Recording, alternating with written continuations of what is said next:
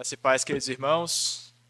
É uma responsabilidade muito grande poder expor essa série em Ruth. E eu queria pedir para que os irmãos abrissem, então, a palavra de Deus no livro de Ruth. Iremos meditar nessa manhã no capítulo 2, versículos de 1 a 9. Assim diz a palavra santa do nosso Deus. Tinha Noemi um parente de seu marido, senhor de muitos bens, da família de Elimeleque, o qual se chamava Boaz. Ruth, a moabita, disse a Noemi: Deixa-me ir ao campo e apanharei espigas atrás daquele que me favorecer. Ela lhe disse: Vai, minha filha.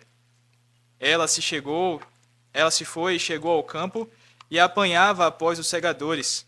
Por casualidade, entrou na parte que pertencia a Boaz, o qual era da família de Elimeleque.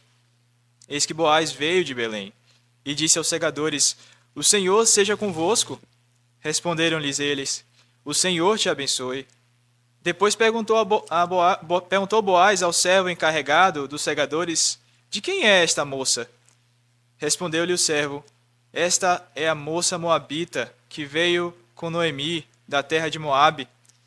Disse-me ela: Deixa-me rebuscar as espigas e ajuntá-las entre as gavelas após os segadores. Assim ela veio, desde pela manhã até agora está aqui, menos um pouco que esteve na choça. Então disse Boaz a Ruth: Ouve, filha minha, não vais colher em outro campo, nem tampouco passes daqui. Porém aqui ficarás, com as minhas servas. Estarás atenta ao campo, que cegarem, e irás após elas. Não dei ordem aos servos, que te não toquem. Quando tiveres sede, vai às vasilhas, e bebe do que os servos tiraram. Até aqui, meus irmãos, vamos orar nesse momento, pedindo ao Senhor a sua iluminação.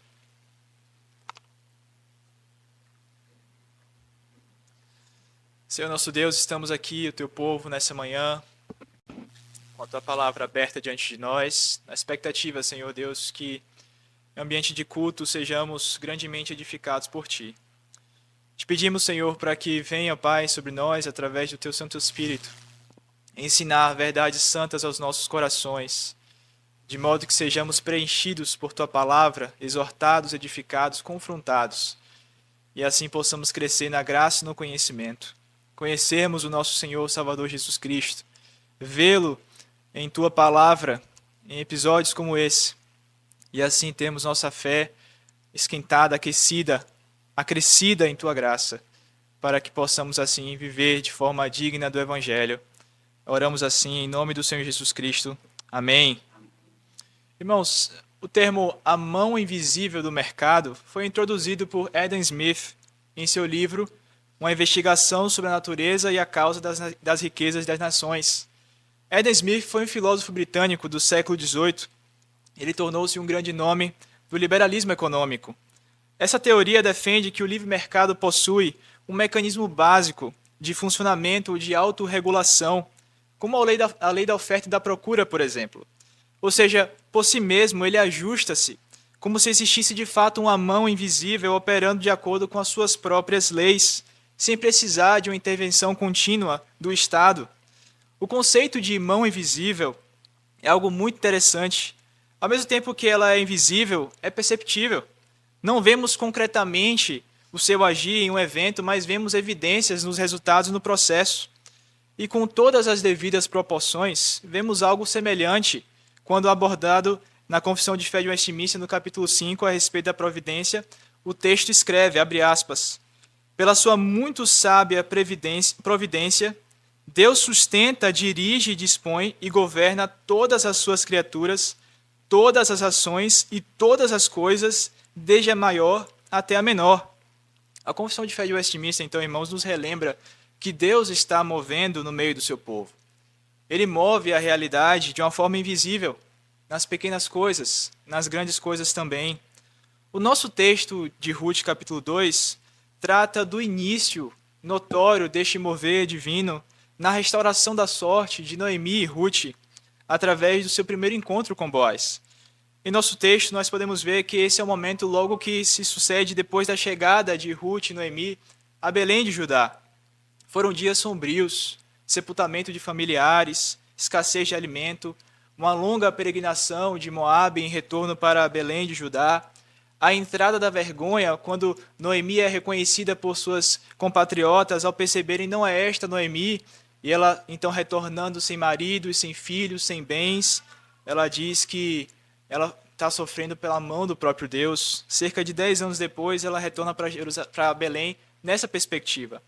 Noemi retornou à sua terra, Noemi retornou ao seu povo, acima de tudo, Noemi retornou ao seu Deus. E apesar de estar profundamente triste, porque em suas palavras, no capítulo 1, versículo 13, ela diz: o Senhor havia descarregado contra mim a sua mão, ela mesmo assim retorna. Mas elas ouviram que em Belém o Senhor havia favorecido o seu povo, dando-lhe pão. Além disso, Noemi possuía uma terra por herança familiar de Elimeleque, do seu falecido esposo. Mas existe um problema aqui, porque ela não tem filhos, para que pudesse então tornar essa terra produtiva.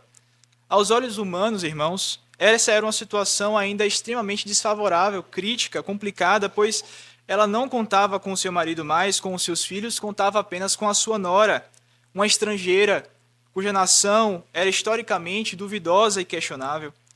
Então, qual seria a continuação dessa história? Como Deus poderia resolver essa circunstância? O que estava preparado para Ruth e Noemi nos capítulos seguintes das suas vidas? Tendo isso em mente, irmãos, nós iremos meditar nessa manhã sobre o tema um encontro improvável para os homens, mas providenciado por Deus. Iremos ver como o encontro entre Ruth e Boaz aponta para reflexões preciosas sobre o nosso Deus e sobre a sua condução sábia em nossas vidas e como nós, como cristãos, devemos reagir a essa verdade hoje. Em primeiro lugar, veremos sobre Ruth, um instrumento improvável nas mãos de um Deus providente.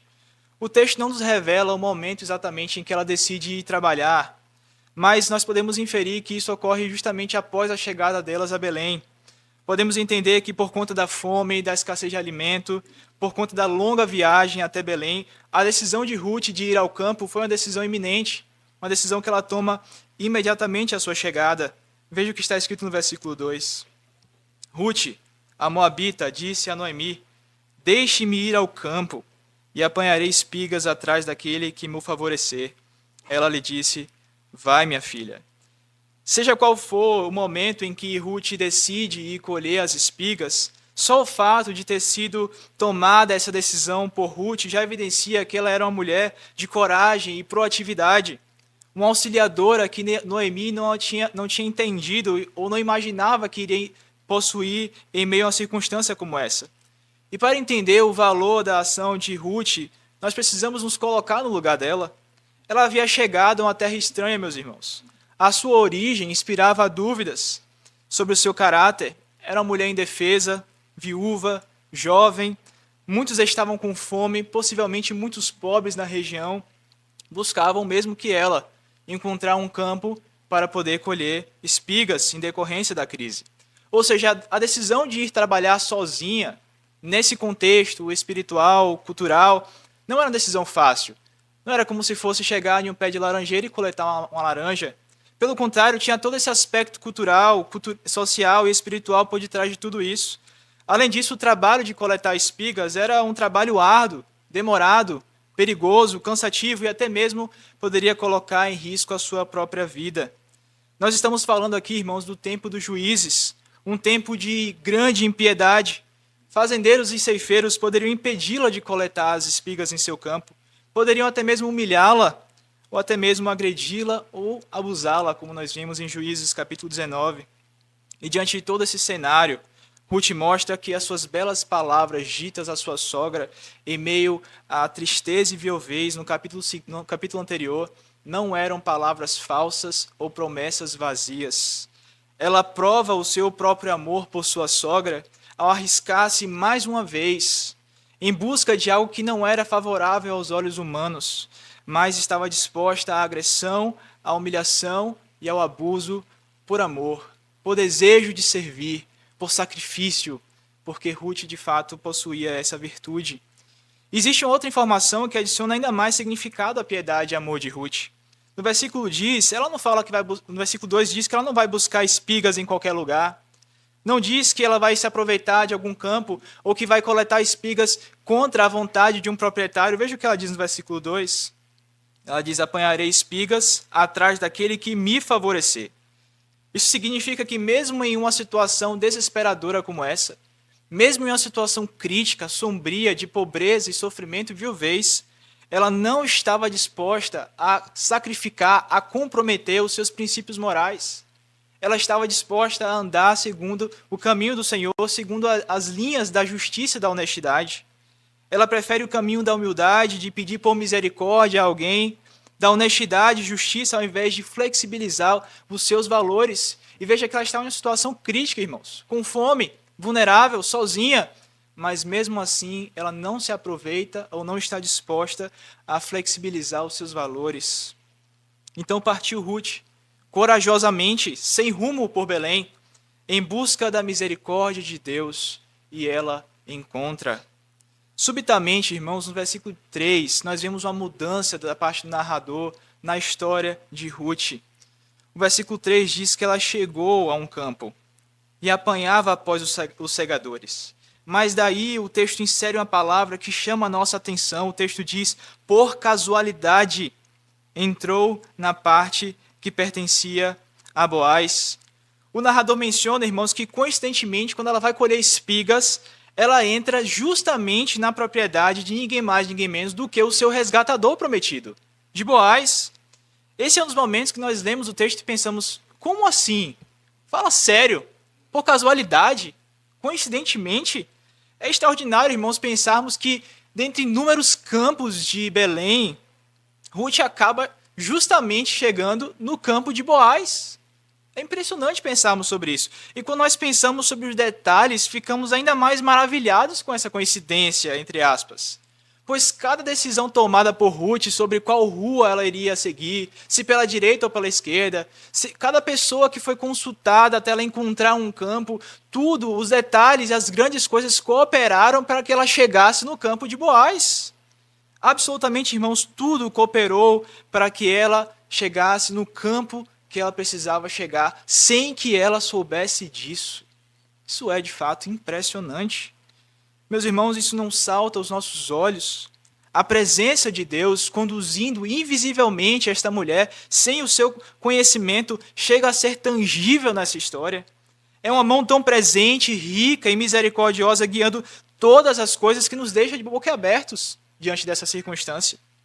Tamanha é a providência do Senhor na vida de Ruth, sem sequer ela saber disso.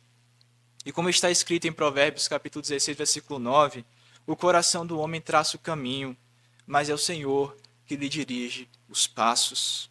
Deus tinha um propósito na vida de Ruth e Noemi, mesmo que elas não soubessem, mesmo que elas não enxergassem, mesmo que a circunstância fosse sombria, mesmo que elas não enxergassem uma luz no fim do túnel, o Senhor estava bem presente nas horas de tribulação. O Senhor estava ali com elas. E elas não enxergavam isso claramente. Pelo contrário, Noemi dizia: o Senhor tem descarregado contra mim a sua mão. O Senhor está contra mim. Enquanto Deus falava para ela: eu sei que pensamento tenho para convosco, e são pensamentos de paz, para não vos fazer o mal. Como diz Jeremias 29:11, Noemi e Ruth precisavam trabalhar pela fé e esperar no Senhor da providência. Logo, logo, grandes bênçãos viriam para as suas vidas, porque Deus jamais abandona os seus escolhidos. É por isso que no versículo 7, irmãos, nós podemos ver que Ruth ela cumpre a sua palavra e ela solicita, então, autorização para aqueles homens para que ela pudesse colher as espigas no campo de Boaz. Veja o que está escrito no versículo número 7. Quando o capataz está reportando a Boaz a situação, ele diz: disse-me ela, ou seja, Ruth, deixe-me rebuscar espigas e ajuntá-las entre as gavelas após os segadores. Assim ela veio, desde pela manhã até agora está aqui, menos um pouco que esteve na choça. Então o servo de Boaz pede para que ela aguardasse um tempo, até que o seu senhor voltasse para o seu campo, para que ele pudesse julgar então o seu pedido. E é curioso, irmãos, que o texto registra que ela está ali desde a manhã até agora. A persistência de Ruth, então, é impressionante. Uma mulher com fome, vulnerável, permanece no campo à espera da misericórdia de Deus persistentemente. Ela nos lembra aquela mulher de Provérbios 31, que lá está escrito que ela faz bem e não mal. Ela de bom grado trabalha com as suas próprias mãos para abençoar e sustentar, auxiliando o seu marido, a sua família. E sabe de algo interessante, meus irmãos? Na Bíblia hebraica, cuja estrutura de livros funciona de uma forma diferente à nossa, o livro de Provérbios, ele finaliza no capítulo 31 sobre a mulher virtuosa. Sabe qual é o livro que sucede o livro de Provérbios? Sabe qual é o livro que está depois do livro de Provérbios? Justamente o livro de Ruth. O livro de Ruth se insere então como uma resposta à pergunta no versículo 10 de Provérbios 31. Mulher virtuosa, quem a achará? O livro de Ruth vem logo em seguida dizendo, esta é uma mulher virtuosa. Ruth, a moabita, uma auxiliadora improvável, é a mulher virtuosa. É um exemplo de mulher virtuosa. Uma mulher que se preocupa com a sua família, em primeiro lugar. Uma mulher que não flexibiliza os seus princípios por conta de praticidade, por conta de uma conjuntura social, por conta de pobreza. Uma mulher que está disposta a correr riscos por conta de uma causa maior para abençoar e servir a sua própria casa. Ruth estava disposta a abrir mão do seu conforto e dos seus privilégios, dos seus interesses para servir ao seu próximo. Uma mulher de fato virtuosa. Longe de ser uma mulher independente, como muitas mulheres hoje em dia pensam que deveriam ser. Pelo contrário, ela demonstra uma postura dependente e submissa da família e de Deus acima de tudo. O seu amor e submissão ao seu marido, falecido Elimeleque, era tão grande que transborda e respinga até mesmo a sua sogra. O seu marido já havia falecido. Ela poderia procurar um outro caminho, mas tamanho era o amor e comprometimento de Ruth com a sua família que ela decide seguir a sua própria sogra a um lugar que não havia nenhum tipo de projeção, de perspectiva boa ou de algum sucesso. Pelo contrário, Noemi falou, vocês não devem me seguir. Procurem os seus próprios interesses. Eu não tenho filhos para dar para vocês. Eu sou idosa. Vocês não vão ter nenhum tipo de benefício ao me seguir. Ruth não procura os seus próprios interesses. Ela serve a sua própria casa. A mulher independente, na verdade, foi Orfa, que procurou escrever a sua história do seu próprio jeito. Ruth é uma mulher contracultural. É uma mulher diferente porque ela não age como as mulheres da sua época, mas ela é singular porque ela é virtuosa. E talvez você esteja se perguntando de onde vem essa coragem, essa fé, esse amor de uma moabita como Ruth. De fato, isso é algo que salta aos nossos olhos, porque o que difere Ruth de Orfa, que voltou aos seus deuses, que voltou à sua terra, e certamente, irmãos, o que difere Ruth de Orfa e Ruth das demais, não é algo que ela possui por seus próprios méritos. Não é porque ela foi criada ou nasceu com algo diferente em seu coração. Pelo contrário, Ruth é uma pecadora comum, como eu e como você, como todos nós. Mas desde o capítulo 1, o narrador vem mostrando que com suas palavras e com suas ações, esta mulher de fato confirmava o que havia dito a Noemi, que o seu Deus era o meu Deus. Irmãos, Ruth é um milagre. Deus estava movendo incrivelmente e invisivelmente o coração desta mulher moabita que estava longe para mais perto da família da aliança, para mais perto da terra da aliança e, acima de tudo, para mais perto do Deus da aliança. Ruth, aos olhos humanos, era uma auxiliadora improvável para a sua sogra Noemi. Quem poderia imaginar que algo de bom sairia de Moabe? E essa é uma surpresa que o leitor encontra nesse texto, porque ela não era de Israel, ela era uma idólatra no passado, mas foi trazida pela mão forte e poderosa do soberano Senhor do universo, o nosso Deus, para perto do pacto, através da sua providência invisível. A piedade de Ruth não tem origem em Moabe, não tem origem em sua personalidade, mas tem origem no Deus poderoso, que tocou em seu coração e ela não poderia ser mais a mesma. Assim também foi dito um dia a respeito de Jesus. Pode vir algo de bom vindo de Nazaré? Eles julgavam a Cristo, então, segundo a sua aparência, segundo a sua procedência, sem perceber que a sua origem vinha diretamente do Pai Celestial. Jesus foi considerado por muitos em sua época como um Messias improvável. Eles esperavam um rei político enquanto nasceu alguém, uma manjedoura, filho de carpinteiro, que investiu seu tempo curando e pregando a publicanos e pecadores e discipulando a ex-pescadores e coletores de impostos. Aqueles que julgaram a Cristo pela aparência e não pelas Escrituras viram um homem comum, mas não enxergaram o Deus encarnado conforme havia sido profetizado pelas Escrituras. Eles estavam cegos em seus padrões materialistas e carnais. Tudo isso para que se cumprissem as Escrituras, para mostrar que a sabedoria de Deus, meus irmãos, é muito superior à sabedoria humana. A lógica do Senhor funciona com outras métricas, com outros valores, não vem de aparências, não vem de vaidades, não vem de coisas superficiais. A lógica divina tem um peso eterno. Tem valores que chocam, que diferem das nossas expectativas. Aqueles que estão em Cristo são assim também. Não vivem julgando pelas aparências e nem vivem de aparências. Eles demonstram uma vida virtuosa. São pessoas de caráter profundo. São pessoas que não vivem de forma superficial. Pessoas que não tomam decisões baseadas na carne e nem julgam a realidade com base naquilo que traz mais benefício para a minha vida. Se isso traz mais reputação, mais dinheiro, quem vive assim são os ímpios, irmãos. Ruth não vivia assim, Cristo não viveu assim, nós não devemos viver assim, julgando as coisas baseado na carne ou nos pensamentos deste século. Pelo contrário, devemos ser renovados a nossa mente através da palavra de nosso Deus e através do Espírito Santo que em nós habita. Meus irmãos, não adianta virmos à igreja, cantarmos no culto de olhos fechados e com mãos levantadas. Não adianta nós lermos a palavra do nosso Deus, não adianta até mesmo sequer evangelizarmos, se são apenas aparências. Se não são atitudes que procedem de um coração que de fato entende e contempla a Deus como Ele de fato é. Pessoas que entendem que Deus requer todo o nosso coração e não metade. Ruth entregou a sua vida à sua sogra, entregou a sua vida ao seu Deus. Cristo também diz, se alguém quer vir após mim, negue-se a si mesmo, tome a sua cruz e siga-me. Deus vê o coração, irmãos.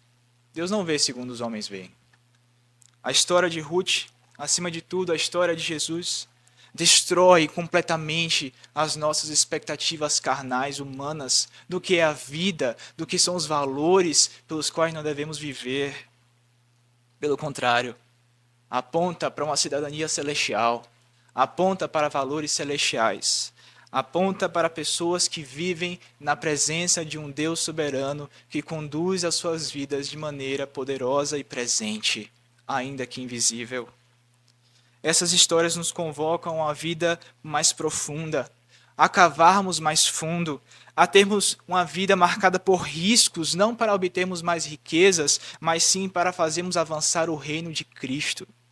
De valores e propósitos que façam dessa vida algo que vale a pena ser vivido, algo que aponte para Cristo, algo que tenha um valor eterno e não coisas que ficam nesta vida e que a traça e a ferrugem corroem e ladrões roubam. Devemos viver por algo superior. Afinal de contas, assim como Ruth, a nossa origem também é duvidosa, não é verdade?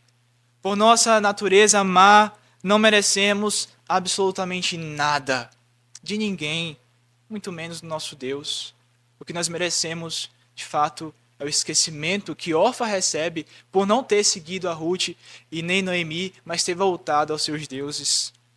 Nós somos, irmãos, filhos de Deus, mas somos filhos improváveis de Deus, porque nós contrariamos as probabilidades que nos levariam para o inferno, porque Cristo nos amou primeiro e Ele nos chama para a sua missão.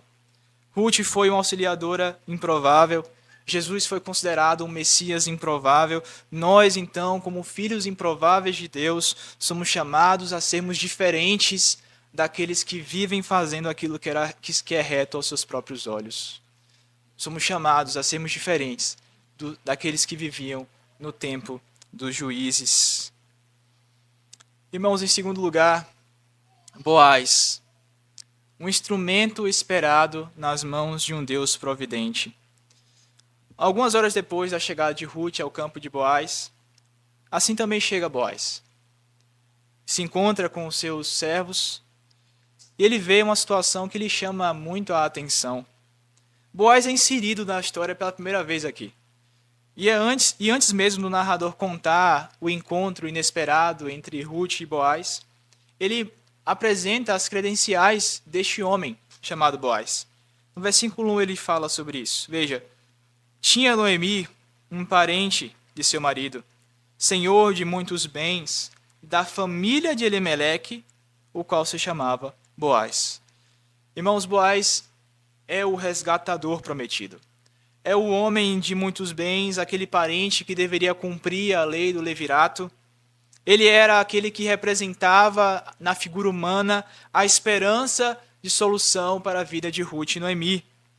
Mas a essa altura, Ruth e Noemi não tinham sequer noção de como a sua situação seria resolvida.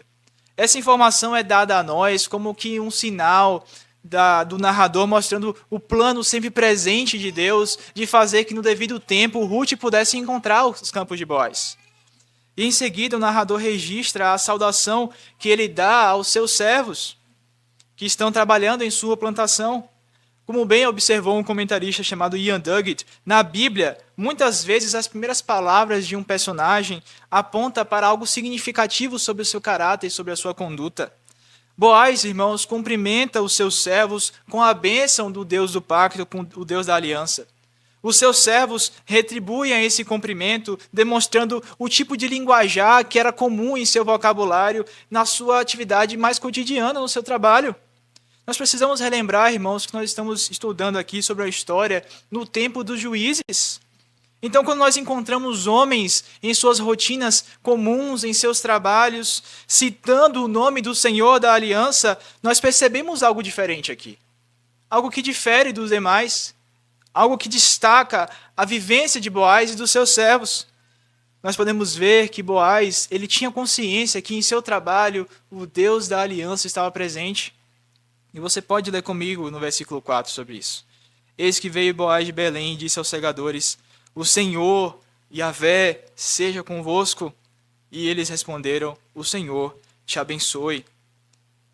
Então nós podemos ver aqui, irmãos, o tipo de caráter, de conduta que o narrador já apresenta de cara a Boaz. Um homem cuja a palavra do Senhor está em seus lábios, um homem que está vivendo de forma piedosa às vistas do Senhor, do Deus da aliança. E logo em seguida nós vemos mais uma vez a ação do Deus da providência. Quando ele faz com que Boaz retorne ao campo de Belém, justamente poucas horas após a chegada de Ruth. E não apenas isso, mas um homem de muitos bens e muitas posses possuía uma terra vasta, mas ele encontra-se justamente no local onde Ruth estava lá esperando a ele aprovar a sua solicitação para que ela colhesse as espigas. Nós podemos ver então, irmãos, que mais uma vez Deus estava movendo as circunstâncias, as pessoas e as demandas para que pudessem assim gerar esse encontro inesperado entre Ruth e Boaz. Esse encontro inesperado estava realmente marcado no calendário de Deus, porque são muitas variáveis, irmãos, que acabam se conectando de forma que venha a produzir um mesmo alvo, um mesmo objetivo em comum. Isso de fato nos faz pensar sobre a mão do nosso Deus. E essa história então se torna uma bela história de amor, em que tudo estava predestinado. Eles não precisavam se preocupar demais com quem eles iam encontrar. Boaz não estava preocupado com quem ele iria se casar. Ruth não estava preocupada com quem iria se casar. E sutilmente Boaz e Ruth se encontram. História linda de amor. Solteiros aqui podem dizer amém, eu creio, recebo. Manda meu Boaz, Senhor, manda minha Ruth. E essa história de fato mostra o plano de Deus de juntar pessoas. Com a sua providência, com a sua sabedoria. E no versículo 5 nós podemos ver que Boaz pergunta ao seu capataz sobre essa mulher estrangeira. Veja o que está escrito no versículo 5, irmãos. Depois perguntou Boaz ao servo encarregado dos segadores: de quem é esta moça? Irmãos, é interessante notar que Boaz evita dirigir-se diretamente a Noemi ou a Ruth. E ele também não pergunta de forma habitual. Geralmente, quando nós não conhecemos alguém, a gente pergunta quem é essa pessoa. Mas ele não pergunta assim. Ele fala de quem é esta mulher. É interessante, irmãos, porque Esse rompimento com expectativas que nós temos, baseado na nossa cultura, pode parecer um detalhe simples, mas na narrativa bíblica, detalhes importam, irmãos, e revelam coisas sobre a cultura, sobre o sentido que o autor quer dar ao texto, inspirado por Deus. Quando ele pergunta de quem é esta moça, na verdade, ele não está tratando ela como uma propriedade de uma pessoa.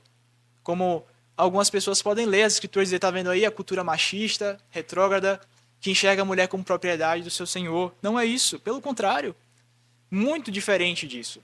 Na verdade, quando Boaz se preocupa em perguntar de quem era esta moça, o seu interesse era justamente o contrário. Ele queria saber qual era a procedência dela, qual era a sua família, para que ele soubesse a forma apropriada e ética de tratar essa jovem senhora. O seu desejo, na verdade, é tratá-la de maneira respeitosa e de uma forma apropriada para a sua descendência. Pelo contrário, irmãos, pode parecer estranho aos nossos ouvidos inclinados ao secularismo, mas a verdade, Boaz, ele está querendo saber como lidar com essa situação inusitada da melhor forma possível, de uma forma que esta mulher seja tratada com dignidade.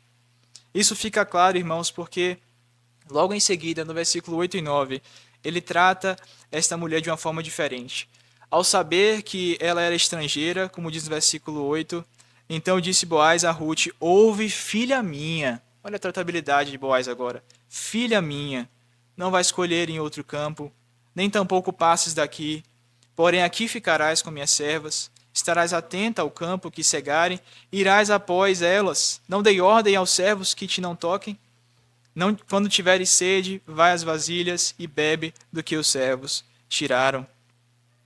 Nós podemos ver, irmãos, que então Boaz trata Ruth com dignidade. Ele a chama de filha minha. Mas esse é apenas um pequeno detalhe das decisões que Boaz acaba tomando. As suas decisões de orientá-la a respeito de como ela deveria colher as espigas e, principalmente, a sua decisão sobre como ela deveria matar a sua sede revela muito sobre o caráter e a conduta deste homem chamado Boaz.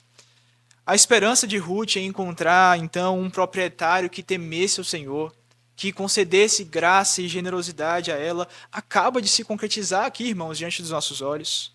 Ele não apenas permite publicamente que ela rebuscasse as espigas da sua propriedade, mas orienta para que ela ficasse com as mulheres, as suas servas, porque assim ela teria um trabalho mais leve. E ela teria, inclusive, um maior resultado, ela poderia voltar para casa com mais alimento, e ainda tendo maior segurança, porque ela estaria com as mulheres. E os servos já sabiam de quem ela era e que não poderiam sequer falar com ela ou tocá-la. Ele demonstra, então, uma ênfase em dizer, não vá para outro lugar, fica aqui mesmo, demonstrando a sua preocupação com a integridade de Ruth e com a sua segurança, dizendo, eu não posso garantir sobre os outros lugares, fica aqui, você ficará segura. E como se ainda não bastasse, irmãos, ele permite que ela possa beber água do poço. Aí talvez você pergunte, peraí, né? Beber água no poço seria algo difícil de ele permitir? Que tipo de homem não faria isso? Mas, irmãos, é aqui que mora a necessidade de nós estudarmos o texto bíblico de maneira contextual e profunda. Nessa época, as pessoas que tiravam água do poço eram pessoas que ou eram mulheres ou eram estrangeiros. E Ruth, ela se caracterizava com as duas coisas. Ou seja, o mais lógico seria Boaz dizer, vá para o poço e você pode tirar água. Você mesmo pode tirar água. Porque se alguém desse uma água, um homem desse uma água a uma mulher, ou um israelita desse uma água para uma estrangeira, isso seria completamente ilógico. Seria uma quebra de padrões. Seria algo que não é o habitual daquela cultura. Então, quando ele permite que ela venha colher, permite que ela venha trabalhar com as mulheres, permite que ela fique lá e não vá para outro lugar, e ainda diz que a água que ela iria beber seria da mão de um israelita, ele está tratando ela de uma forma extraordinária, meus irmãos.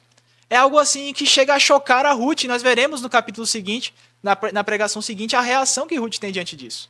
Ele está agindo de uma forma profundamente generosa e misericordiosa, extravagante, chega a deixar constrangido qualquer pessoa com essa atitude. E como diz um teólogo, essas foram as primeiras palavras gentis que Ruth tinha ouvido desde que tinha deixado Moabe. Mais do que isso, elas foram uma bênção que invocavam sobre ela o favor de Deus, como se ela também fosse um membro da comunidade do pacto. Ah, meus irmãos, Ruth havia se despedido da sua sogra, sem saber o campo onde ela viria procurar espigas, sem ter noção quantas espigas ela conseguiria colher, sem jamais imaginar o que estava esperando por ela, o que o Deus da providência estava preparando para Ruth. Como um enredo que supera qualquer história de romance ou drama, Boaz surge então como um cavaleiro nobre que vem resgatar aquela que estava no fundo do poço, aquela que não possuía sequer nenhum prestígio social, aquela que estava mais vulnerável. Boaz estende a sua mão e levanta esta mulher pobre e viúva da miséria. Irmãos, nós podemos ver o mover de Deus tão presente no coração de Boaz, ao fazê-lo agir de uma forma generosa, misericordiosa e bondosa para com a pessoa que ele não precisava ser tão bondoso assim. Nós podemos ver que Boaz, de fato, age como um servo do Senhor, como alguém que teme a Deus, um homem bíblico, uma vida marcada pela honra, pela força, pela a generosidade, pela misericórdia, acima de tudo, pelo temor do Senhor. Irmãos, como a igreja e a sociedade estão escassas de homens como Boaz. Como nós precisamos de homens como Boaz. Os homens do nosso tempo, irmãos, estão dando vergonha às famílias, à sociedade, acima de tudo à igreja, acima de tudo ao Senhor Jesus Cristo. Os homens do nosso tempo estão ocupados demais com as coisas superficiais da vida, sem peso de glória. São homens que vivem sem propósito, sem um rumo, de espírito fraco, vivendo vidas egoístas e infrutíferas. Irmãos, como é triste vermos em nossa sociedade, inclusive nas igrejas brasileiras, homens que sabem tudo sobre esportes, tudo sobre bebidas, carreiras, jogos, mulheres, tudo sobre tudo, menos sobre o principal, que é conhecer a verdade do nosso Deus. Menos o principal, que é andar diante do Todo-Poderoso com honra e santidade, provendo com as próprias mãos o trabalho cansado das suas mãos para prover a sua casa, a sociedade e a igreja. Irmãos, como nós podemos ver aquele conto do Peter Pan, muitos Peter Pans modernos em nossas igrejas e nossa sociedade. Homens, meninos envelhecidos, pessoas que não querem amadurecer, que vivem para sempre às custas dos outros, sem entenderem que o tempo chegou de tomar responsabilidade, de trabalhar com as suas próprias mãos, de fazerem aquilo que eles devem fazer como homens criados por Deus, de costas largas para suportar o peso que é ser homem, de glorificar a Deus, de cultivar e guardar o jardim que Deus nos dá, as nossas casas, as igrejas e as famílias e a sociedade, sobretudo. Irmãos, nós precisamos entender que o chamado dos homens é um chamado nobre, que envolve sacrifício, trabalho para o Senhor e em nome do Senhor. Homens que protegem mulheres, homens que estendem as suas mãos aos necessitados, homens que vivem em honra e santidade, homens que são confiáveis para proteger crianças, homens que são confiáveis para proteger propriedades, homens dignos de confiança, como são escassos. Homens que vivam com um propósito eterno. Quem poderá salvar nossa geração, meus irmãos? Quem poderá levantar uma geração de homens? A resposta é a mesma ontem, hoje e para sempre. Aquele que não era apenas homem, mas aquele que também era Deus. Jesus Cristo, nosso Senhor. Boaz, um instrumento esperado por Ruth e Noemi, aponta para aquele que é o verdadeiro homem por excelência. Aquele que é o resgatador do povo. Boaz viu uma pobre moabita, viúva, e agiu com misericórdia. Ele a protege, ele estende as suas mãos, ele a protege de malfeitores, ele trata a Ruth com dignidade e honra. De maneira semelhante, irmãos, Jesus Cristo nos viu em nossa miséria por conta do nosso pecado, escravos dos pecados, no lamaçal da iniquidade, e nos lava, nos dá um novo nome, uma nova oportunidade, uma nova vida, uma nova chance, um lugar à mesa, nos tratando de uma forma que nós não merecemos. Cristo nos viu dos céus sem nenhum tipo de valor, sem nenhum tipo de dignidade, mesmo assim Ele nos amou primeiro e se entregou para nos dar uma nova chance, para nos dar uma nova esperança, para nos perdoar os pecados e nos dar uma nova vida, assim como Boaz estava dando para Ruth uma nova vida, uma nova oportunidade. Cristo entregou não somente os seus bens, mas a sua própria vida em favor da sua noiva amada, para que ela pudesse um dia ser entregue a Ele, ataviada, sem mácula nem ruga. Deus providenciou a nossa esperança em Jesus Cristo. E todas as coisas em nossas vidas cooperam para nós enxergarmos como Ele é o nosso provedor, salvador e resgatador.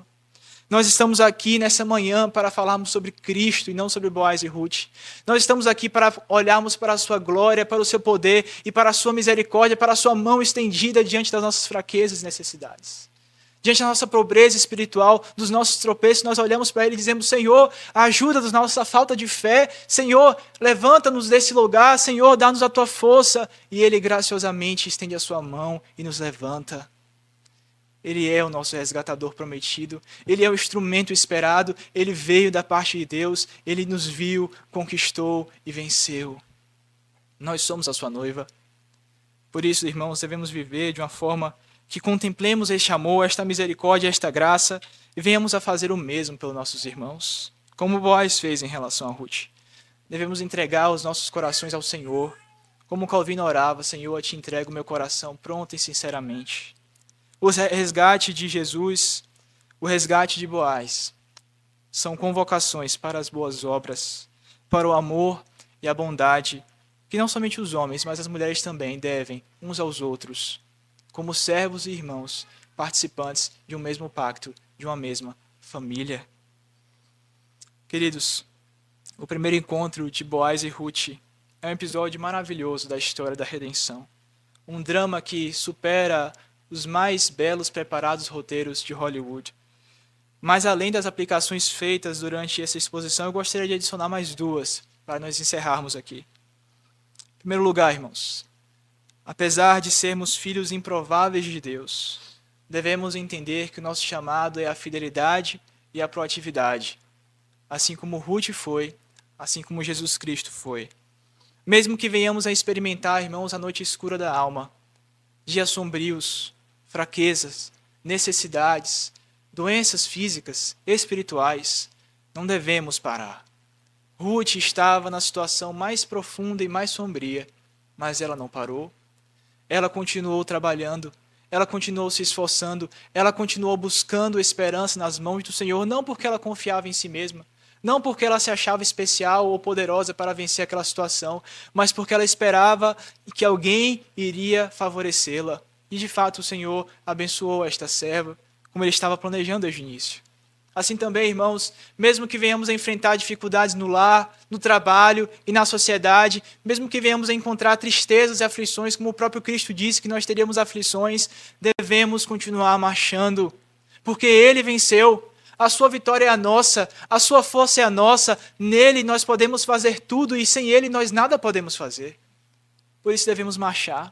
Continuar um dia após o outro, uma batalha após a outra, confiando na esperança naquele que vive e reina para todo sempre, o Senhor Jesus Cristo. Aquele que disse que voltaria para nos buscar, Ele mesmo irá encerrar um dia todas as nossas batalhas, enxugar dos nossos olhos todas as lágrimas. Assim, queridos, devemos trabalhar proativamente para o Senhor. Em segundo lugar, como alvo do amor e da misericórdia de um Salvador esperado, sirva ao Senhor com liberalidade. Boaz era um homem rico. Boaz não precisava se preocupar com aquela mulher. Boaz poderia tratá-la como uma mulher comum. Deixa essa mulher trabalhar à vontade e pronto. Mas não, irmãos. Boaz excede a justiça. E assim Jesus fala sobre os seus discípulos. Ele fala assim: a sua justiça não excede a dos fariseus, que tipo de valor você tem? Se você ama aqueles que te amam, qual é o saldo? Parafraseando. É preciso entender, então, irmãos, que o amor de Cristo e o exemplo de Boaz nos compelem às boas obras, a tratarmos uns aos outros com liberalidade, com generosidade. Nós não devemos viver de uma forma que nós só possamos contemplar os sofrimentos dos irmãos e ficarmos de braços cruzados. Devemos estender a nossa mão. Orarmos, fazermos alguma coisa, devemos viver diariamente pensando o que é que Deus quer de mim nesse local, o que é que Deus quer de mim diante daquelas pessoas? Quais são as oportunidades que Deus tem me dado para poder servi-lo? Quais são as oportunidades que eu tenho na minha casa, na sociedade, na igreja, de poder servir ao Senhor, de poder ser sal e luz? O que é que eu devo fazer diante dessa circunstância? Deus está nos vendo, Deus está conduzindo, então nada em nossa vida é por acaso. Se surgiu uma necessidade para você, saiba que Deus colocou essa necessidade do seu lado e você deve reagir de maneira favorável a ela. Se você está passando por alguma situação em sua casa difícil, entenda que você foi posicionado naquele lugar, não em suas forças, em sua sabedoria, mas pela força e sabedoria do Senhor, para ser um instrumento nas mãos do Senhor, para servir aquelas pessoas. Devemos viver, irmãos, vidas intencionais, como Boaz viveu, como Cristo viveu. Olharmos para a igreja, para as necessidades, não dizermos, vamos esperar que alguém faça alguma coisa. Olharmos para a sociedade e pensarmos, isso não é para mim. Olharmos para nosso trabalho e pensarmos, isso é um trabalho muito difícil para mim. Não, irmãos, devemos arregaçar as mangas e trabalharmos em prol do reino do Senhor. Dizemos, Senhor, eis-me aqui, me envia. Não sou capaz, sou fraco, mas se o Senhor quer me levar para este lugar, eu sei que o Senhor irá me capacitar para honrar este compromisso. E assim devemos tomar riscos, irmãos. Nós não somos chamados para ficarmos vivendo de forma conservadora demais. Devemos viver de uma forma única e intensa. Só vivemos uma vez na vida. E esta vida foi dada por Deus para o seu serviço. Era exatamente assim que o apóstolo Paulo enxergava a sua vida. Ele diz, logo já não sou eu quem vivo. Ou seja, o meu trabalho, os meus bens, a minha energia, meu tempo não pertencem mais a mim mesmo. Eu já morri com Cristo. Isso não é uma competência apostólica, irmãos. Quando nós cremos em Cristo Jesus, nós morremos com Ele. O apóstolo Paulo diz em 1 Coríntios que para podermos receber a coroa de glória, nós precisamos morrer com Cristo na cruz do Calvário. Nós precisamos enxergar nós mesmos como crucificados na cruz. Por isso, não existe mais nossa vida, não existe mais as nossas preferências, não existe mais o nosso conforto, não existe mais os nossos desejos. É Cristo em nós, a esperança da glória. É o serviço ao Senhor. Por isso, irmãos, nós devemos servir a Deus de maneira profunda e intencional, não medir reservas, mas nos entregarmos integralmente a Ele. Que como o apóstolo Paulo diz, logo já não sou eu quem vive, mas Cristo vive em mim. E este viver, vivo pela fé no Filho de Deus. E ele diz, porque Ele me deu exemplo, Ele a si mesmo se entregou, por amor de mim. Se Cristo, sendo Cristo, se entregou por pessoas como nós, o que nós devemos fazer a alguém como o nosso Senhor Jesus Cristo? De fato, a generosidade do Senhor nos constrange às obras. Nos constrange a pensar, se Ele desceu de tão alto céu, se encarnando em forma humana, se esvaziando e sofrendo o que sofreu por pessoas como eu, como Ruth, como Noemi, como você, como nós, o que nós devemos fazer a um rei e um resgatador como o nosso Senhor Jesus Cristo? Assim, irmãos, Boaz, Ruth e Noemi nos ensinam muitas coisas. Segundo o britânico Eden Smith, existem lugares onde a mão invisível do mercado não pode alcançar. Por exemplo, em casos de guerra, em casos de injustiça na sociedade, mas a história de Ruth e Boaz, bem como as demais histórias das Escrituras, apontam para um fato de que o nosso Deus possui uma mão cujo não existe lugar que esteja distante demais para que ele venha a alcançar. O nosso Deus não abandona os seus filhos. Não existe circunstância difícil demais para ser resolvida por Ele. Agindo Deus, quem impedirá? E apesar dos dias sombrios, podemos crer que Ele está presente. Ele tem um plano para a minha vida, Ele tem um plano para a sua vida. E esse plano é maravilhoso.